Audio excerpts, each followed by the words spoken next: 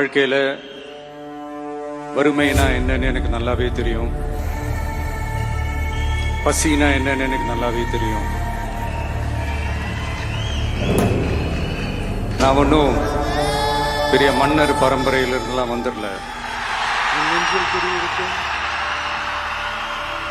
உங்களை மாதிரி தான், உங்கள ஒருத்த மாதிரி தான், உங்க குடும்பத்துல ஒருத்த மாதிரி தான், உங்க புள்ள மாதிரி தான், உங்க மகன் மாதிரி தான், உங்க அண்ணன் மாதிரி தான், உங்க தம்பி மாதிரி தான்.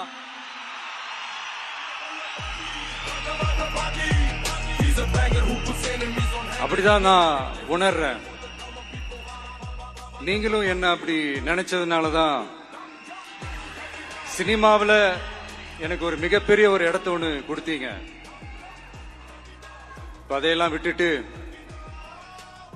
உங்களுக்காக நன்றி கடன் செலுத்துறதுக்காக அரசியலுக்கு வந்த உங்க விஜய, இந்த விஜய, நீ வா விஜய், நாங்களா இருக்கோம், பாத்துக்கிறோம். விஜய் தம்பி நீ வா, நாங்க இருக்கோம். விஜய் தம்பி நீ வா, நாங்க இருக்கோம். அண்ணா நீ வாடா, நாங்களா இருக்கோம். நண்பா நீ வா நண்பா, நாங்களா இருக்கோம் சொல்லி